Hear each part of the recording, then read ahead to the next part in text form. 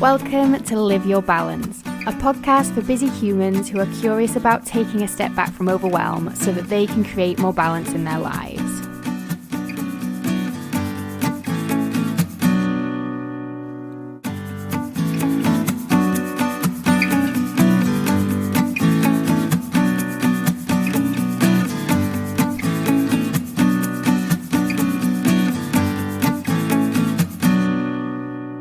Hello and welcome to episode 3 of the Live Your Balance podcast. If you are currently knee-deep in a launch binge because we launched the first 3 episodes all on the same day, then thank you, I salute you, you're an absolute hero.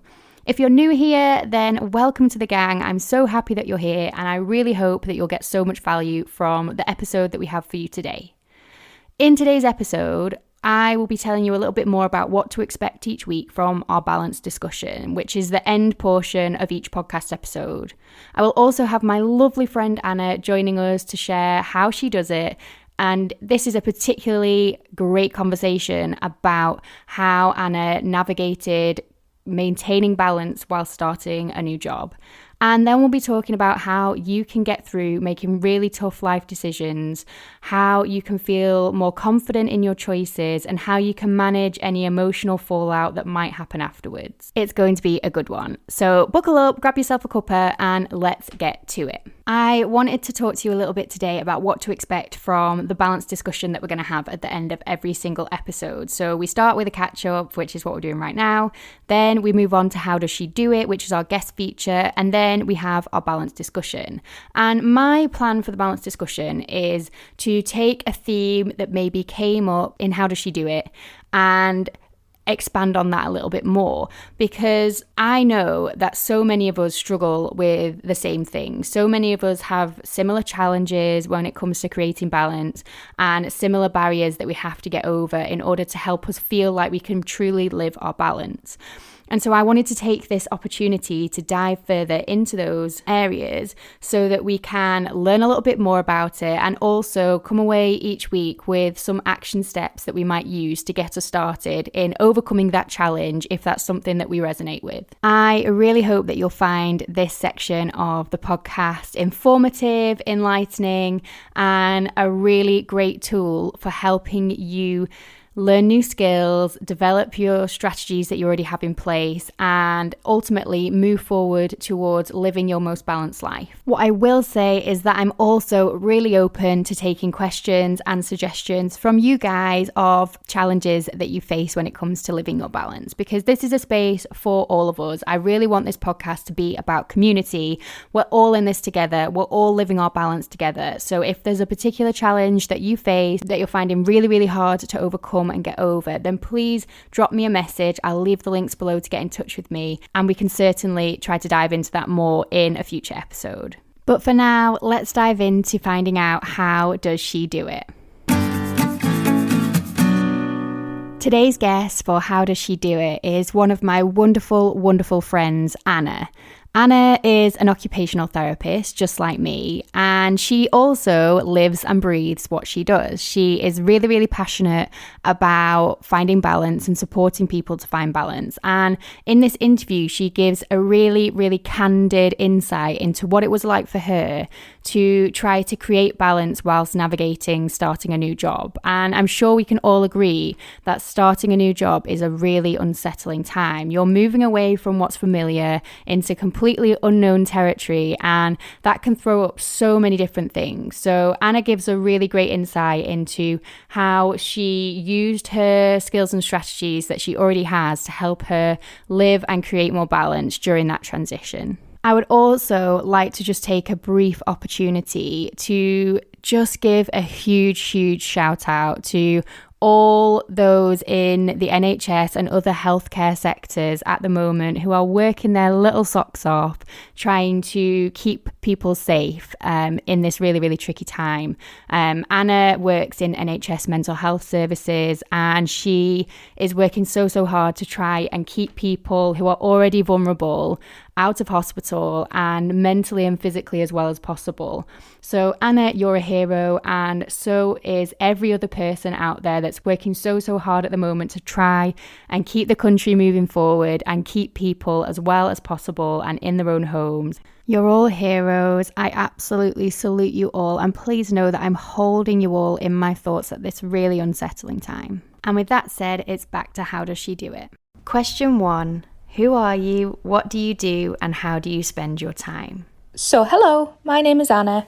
I've written some bullet points about who I am because I thought I'd probably forget while I was recording this. But I am a painter. I'm someone who's a rubbish painter, but I am a painter. I'm a friend. I'm someone who enjoys yoga. I'm a daughter. I'm a sister-in-law. I'm a wife. So I'm someone who enjoys family relationships. I'm someone who likes to travel.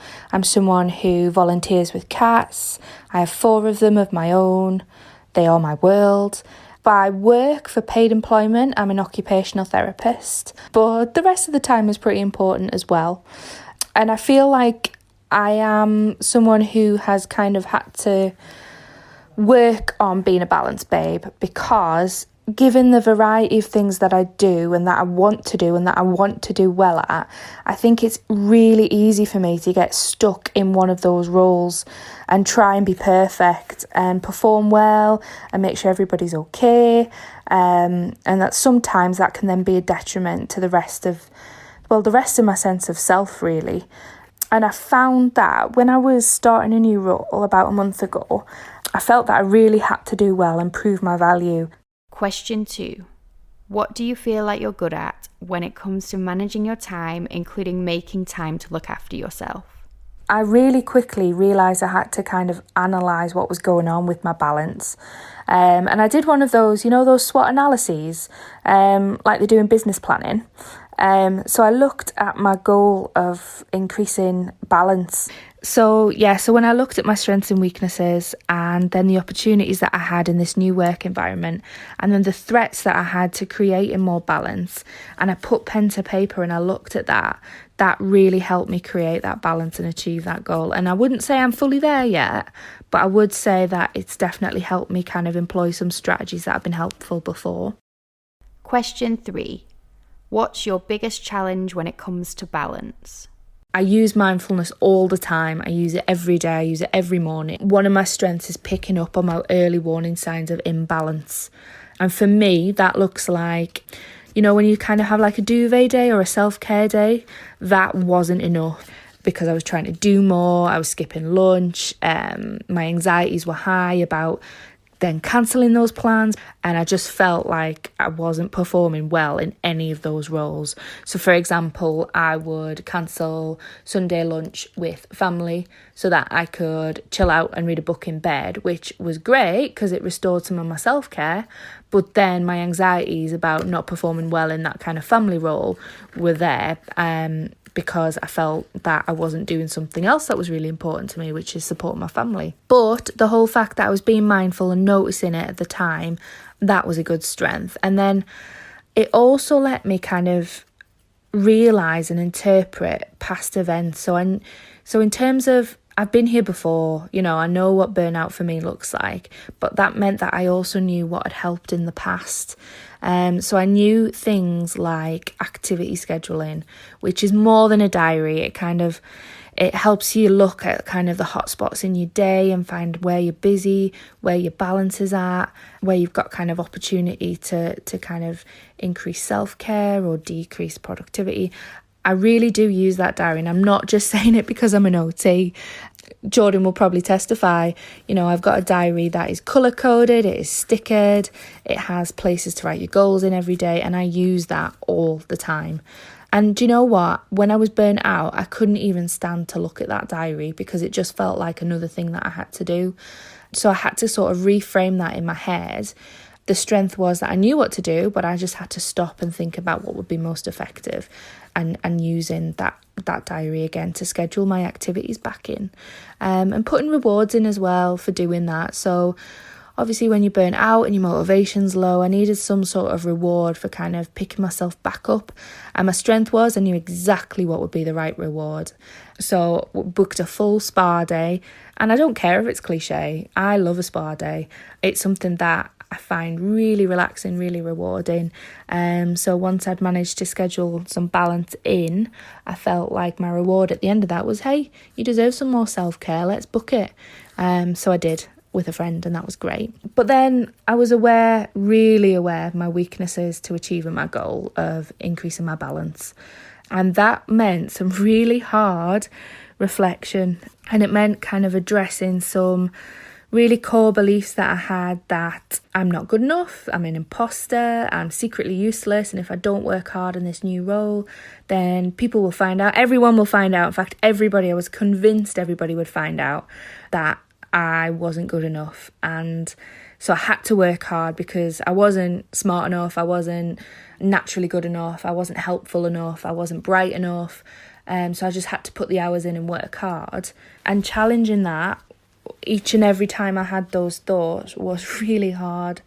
But it did mean that I was able to kind of reassess, using the evidence that I had, whether that belief system was true or not. And I guess the opportunities I had to check those facts and those beliefs was that I could use kind of an evidence-based system, and I was making kind of a reflective diary and kind of taking one thing away every day that I'd done well and one thing that was something to learn from.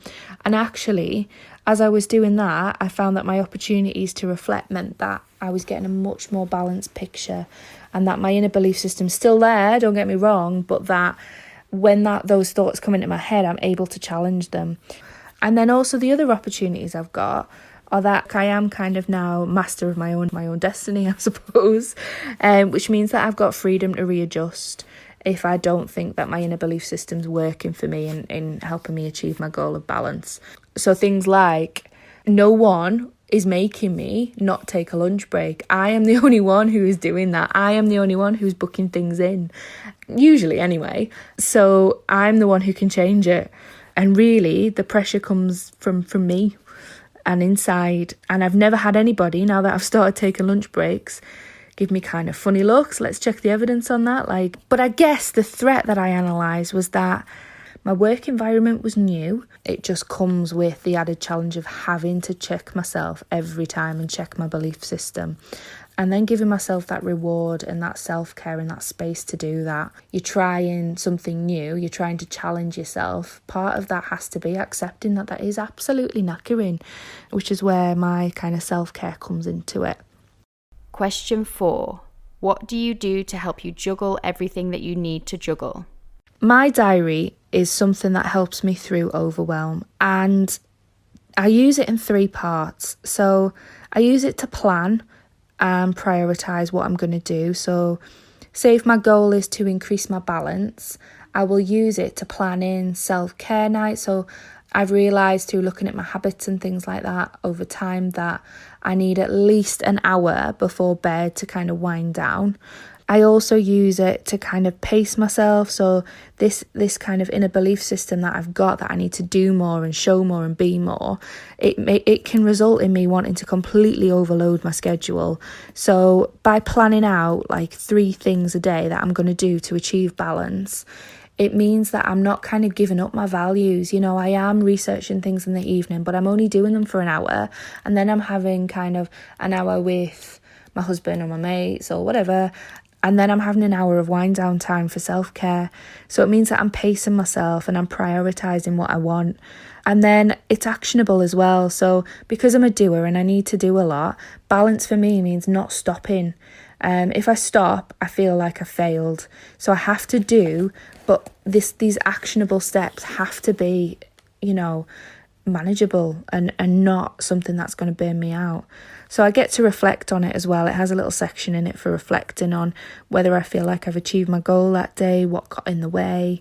And that can be abstract things, it doesn't have to be concrete things like time or money. It could be things like, actually, today wasn't a good day. Today I didn't sleep well and I didn't feel like challenging that belief that I had, which did leave me kind of typing while I was on the phone, and that then left me feeling like I did neither job very well. But in that moment, I just needed to accept that I needed to get the job done, and I wasn't up to challenging it at that point. And I'll maybe challenge it on the evening reflection instead when I've got kind of more juice in my batteries. And I also get, when I reflect on it in this diary, it helps me kind of reflect on the absence of the negatives. So achieving balance for me doesn't always give me a kind of joyous feeling. Like, it doesn't give me that, oh my God, I've got this, or that kind of, you can do it. Like, it doesn't give me that. I wish it did, because I feel like that would be really motivating, but it doesn't. But what it does do is provide me with absence of anything else negative. So it reduces that kind of anxious feeling that I get in my stomach. And so I really have to kind of check in on like physical sensations, thoughts and emotions, and look for the absence of negatives as well as some of the small positives, like, do you know what? I woke up and I actually felt refreshed. So yeah, so that's how I juggle overwhelm. I kind of plan it in, I action it in a kind of paced way and prioritise way, and then I reflect on it as well. Question 5. What's your go-to for when you feel overwhelmed? And what my go-to for overwhelm is, I do just have a door shut day. And by that, I mean, like, I literally shut the front door and I do not let anybody in. I mean, the cats can get in a cat flap, so they're all right. And I'll just do whatever I want to do that recharges my batteries. So that's things that have probably fallen by the wayside if in kind of preventative terms. If things like my morning yoga wasn't getting done, or I wasn't sitting down with the cats and watching some trash TV. So for me, my go-to for overwhelm is being completely selfish. And yeah, I got that guilt feeling at first, but actually the more I do it, the less guilty I feel. Question 6. What's one habit you do to look after yourself every day that's non-negotiable? I have to do my early morning routines now. I have to do this diary planning and actions and reflection part. So I have to get up early. So it means I have to go to bed early through the weeknight. Now, I'm not saying I don't have fun like a Friday night or a Saturday night, but it does throw me when I do that. So I need to then balance in more self-care if I'm going to have a late night. Question 7. What does creating a balanced life mean to you? So what it means to me for being a balanced babe means kind of like meeting my own needs and balancing that with my values of meeting the needs of other people, whether that's my family or friends or work. It has to be in balance for me. And I do get that guilt when I do things like have a spa day. But for me, being a balanced babe means doing this preventative stuff to kind of reduce the likelihood that I will feel overwhelmed, and that I can kind of keep my bucket of stress at a lower level, so that if anything unexpected does come along, it doesn't completely overwhelm me. And sometimes that means making really tough decisions, especially if kind of my values, I have 2 things that come up that are really important to me. So for example, I had my childhood friend's hen party in a different city on a Sunday afternoon, and I was really, really looking forward to it. But when I realised when the dates were, it was the first week of my new job, and she was getting married 2 weeks later. She's married now. Congratulations, Rebecca, by the way. But I just couldn't go. I did a pros and cons list, and I couldn't go. Like, both my values were there, kind of being a good friend, being excited for her. She'd come to my hen do. She'd travelled all the way for me. But I couldn't start work on that Monday morning without doing my preparation that Sunday afternoon. If I'd done that hen party and then gone straight into a new working week, and then the weekend after had something else on, and then the weekend after that gone straight to her wedding and travelled over, I wouldn't have enjoyed it as much, and I probably wouldn't have been as present. And that would have meant that I would have been a worse friend overall for her actual wedding day. And I had to prioritise kind of making that first step with the new job, and then feeling that I could be that person on her wedding day who was like 100% excited. So that's what being a balanced babe to me means in a nutshell, in a really roundabout, rambling nutshell. It means meeting my own needs and balancing that with meeting the needs of other people, but only because that's what's important to me. And I certainly don't know everything, and I don't think I ever will, but I guess that's the importance of being able to reflect. So again, I wanted to just say a big thank you to Anna for being so open and honest with us about her journey to balance whilst navigating a new job. And one thing that Anna mentioned as part of her interview was around making a really tough decision between going to her friend's hen do and looking after her own needs. And I wanted to go a little bit deeper into navigating through tough decisions, because there are times in life when we can feel really conflicted between our values, like Anna did, conflicted between the value of being a good friend and taking care of herself. And maybe we have some FOMO thrown in there for good measure. We feel like we're maybe letting people down. We fear the judgment of other people, or even, worst case scenario, complete rejection. And that can make navigating these tough decisions feel really uncomfortable and almost like an impossible task. But it doesn't have to be an impossible task. That doesn't mean it's necessarily easy, but we can work our way through making these tough decisions and come out the other side knowing a little bit more about how we tick, knowing a little bit more about how we can deal with these situations again in the future, and feeling more confident in our ability to do so. I don't know about anybody else, but I am a massive people pleaser by nature. And I know throughout my life there have been times where I have continuously made sacrifices for my own happiness based on what I perceive other people's needs are. And I would generally always put other people before myself. And that has been something that I've had to work really hard to try and overcome, because ultimately my fear was rejection, being rejected by somebody that was important to me. And I know rejection can be a big fear for lots and lots of people. I know it's not just me. But when we get stuck in these patterns of continuously sacrificing our own needs and only looking after the needs of other people, we can really start to chip away at our sense of self-worth and self-belief, because ultimately each time we do that, we're telling our body and our brain that we're not worthy of looking after ourselves. We're not worthy of giving ourselves time and attention.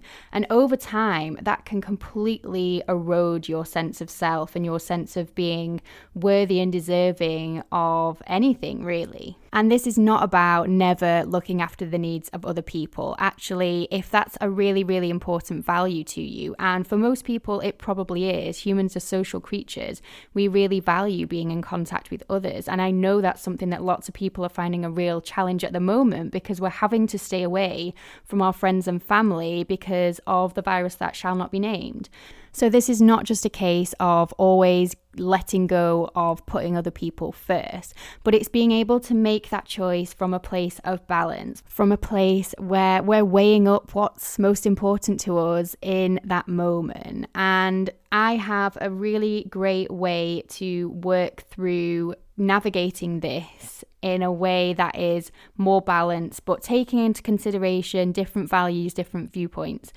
And really it starts with viewing this tough decision as not a tough decision, but more of a problem to be solved. Because that's what it is ultimately. A decision to be made is a problem to be solved. And if we can label it as a problem to be solved, then we can navigate through that in a much more structured and reasoned way that can help us work through our decision making.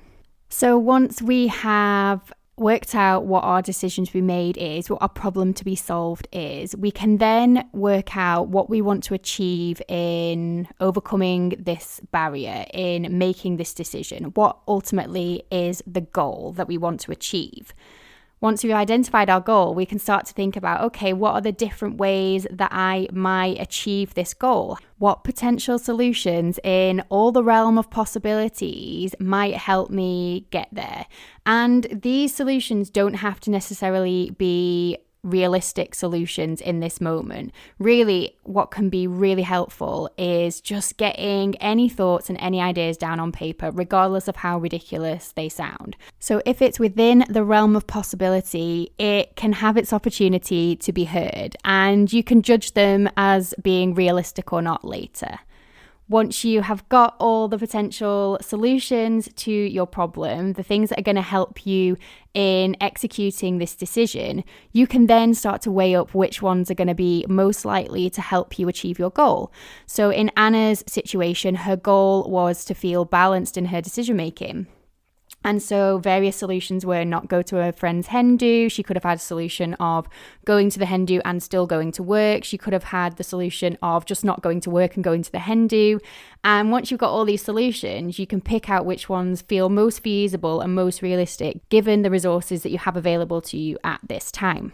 And because you have taken the opportunity to put down all the potentially weird and wonderful solutions out there to making this decision, you have the time and space then to reflect on, actually, are they realistic? Because your initial thought might have been, that's not possible. But once you sit down and reflect on it and can look at them in the context of other potential solutions, you might realize that actually that's a really, really good idea. And if you hadn't have written that down on your piece of paper, you would never, ever have acknowledged that as a potential solution to your problem. Anyway, once you have decided on a couple of ways that you might solve your problem, so a couple of different potential solutions to the decision that you're making, you can then weigh up your pros and cons. And this is something that Anna made reference to. And it might sound really, really simple, but actually getting a pen and paper out and physically writing down pros and cons of doing and not doing something can really help us make more of a reasoned choice. Because when we're mulling it over in our mind and we're just thinking about it, it's really easy for us to get carried away with all the whys and wheres and what fors of our thoughts, that we can lose sight of the problem to be solved, and we can get really caught in this emotional spiral that just fuels itself. So if we can take our thoughts, put them on paper and see them there in black and white, it makes it much easier for us to rationalize the thoughts that we're having and weigh up the positives and the negatives of doing or not doing a particular solution. So pros and cons list, whilst sounding really simple, can be a really, really valuable tool in helping us with our decision making, particularly when it's a really, really tricky one. Once you've weighed up your pros and cons, now comes probably the hardest part, and that is putting the solution that you think is going to be most effective into action. And that might be where things become really tricky, because now you might have to actually take action on something that is going to throw up some really uncomfortable emotions. So, for example, in Anna's situation, when she chose not to go to her friend's hen do, I'm imagining she probably felt quite a bit of guilt around that. I don't know about you, but I think if I was in that situation, I would feel really, really guilty about letting my friend down. And I think the action is what we avoid the most, but more so because of the emotions that we experience and that we predict other people will be experiencing as a result of our actions. So this is where you need to really try and practice being compassionate to yourself, being kind to yourself, and just giving yourself a little bit of a break. It's okay for those emotions to be there. They're telling you that something is happening. They're giving you really valuable information. But what's most important is what you do with it. The thing is, you have weighed up this decision, and you know in your heart of hearts, in your intuition, in your gut, in your wise mind, whatever we're calling it, you know that this decision is what's best for you in terms of your needs in this moment and also your needs in the longer term too. So if you can keep coming back to that, actually anybody else who's involved in this decision or might be impacted in this decision, their emotions are not your problem to solve. I'm going to just say that again. Their emotions are not your problem to solve. Just like you have to manage your own emotions about the action that you take, it's on them to manage their emotions. And so it's understandable that we might feel intense emotions about their emotions, but their emotions is their stuff to deal with. That's their problem to solve. We can't actually make anybody feel anything. We don't have that power. We might think we do, and they might think we do, but ultimately, we only have the power over our own emotions and our own experience and not somebody else's. So if you're taking on other people's emotions as your own problem, please try to let it go. Try to give it back to them. Try to empower them to manage their own stuff, and you can focus on managing your own stuff. I want to touch briefly on guilt, because I know that guilt is probably an emotion that will come up really strongly, especially if we're making decisions not to do a particular thing. So in Anna's case, not to go to her friend's hen party. And guilt is a really powerful emotion, and for good reason. It's a social emotion. It's there to help us stay connected and stay part of community, which back in the day when we lived in caves was really important, because if we got kicked out of the gang, then we were out there on our own. alone, and that's a really, really dangerous place to be in those times. So guilt is really powerful for a reason. But that powerful emotion doesn't mean that our guilt is always warranted and justified in the intensity that we feel it. Sometimes our guilt gets a little bit carried away with ourselves and we feel it more strongly than is actually justified for the situation. And we also cling on to it way after the moment's passed, way after we've made a repair, and we berate ourselves over it, when actually that is really not needed. If we have offered a really genuine apology, or as Anna called it in her interview, a repair, which is language we would use where we used to work together.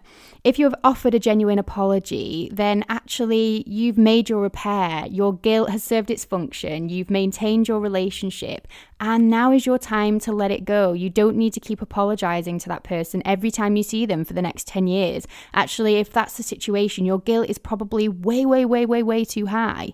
So really, the best way to reduce guilt when it's not warranted and justified is to do the opposite of what the guilt wants you to do. Stop apologizing. Surf that urge. Surf the urge to keep apologizing because you've made your repair, you've done your deed, your friend hasn't rejected you, and you're still in the gang. So your guilt served its function and you can let it go. But it's important to try and stay compassionate to yourself through this process, because letting go of guilt is a big ask and it's a hard one. It really is a hard one, and it's going to keep coming up and kicking you in the butt, and you've got to keep doing that, acting opposite, doing the opposite of what your guilt wants to do if you've identified that actually you don't need that guilt anymore, that it's not serving a purpose, that it's not serving a function to keep you in the gang because you're already in the gang. So to summarize our steps for navigating tricky decisions, firstly, we need to see our decision as a problem to be solved. Secondly, we need to identify what our goal is in making the decision or solving the problem.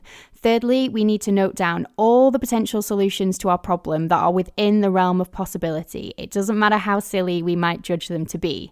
Number 4 is that we're then going to go through those solutions and identify which ones are most realistic at this moment in time, given the resources that we have available to us. Number 5 is we're going to weigh up the pros and cons of our top 2 solutions to see which one feels like the best fit. And number 6 is we're going to take action, be kind to ourselves, and just stay mindful of any emotions that come up and check in whether those emotions are warranted and justified. And if they're not, think about what we might be able to do to manage them, which we can definitely dive into in more detail in a future episode. I really hope that you found this discussion helpful, and if you'd like to go into it a little bit more, please come and continue the conversation over on my social media channels. Again, a huge thank you goes to Anna for joining us today and to you for listening. And if you haven't signed up to the free 6-day Live Your Balance challenge yet, we kick off tomorrow, counting down the 6 days between these episodes and next week's episode. There is a link down below for you to join up to the email list, but we'll also be running the challenge on my social media channels too, so be sure to stop by and check them out. If you've enjoyed this episode of Live Your Balance, then please consider leaving a rating or review in whichever app you use to listen to your podcast. It's greatly appreciated and helps more people find the podcast so that more people can join us in living their balance too. That's all for today, so until next time, don't forget to keep living your balance.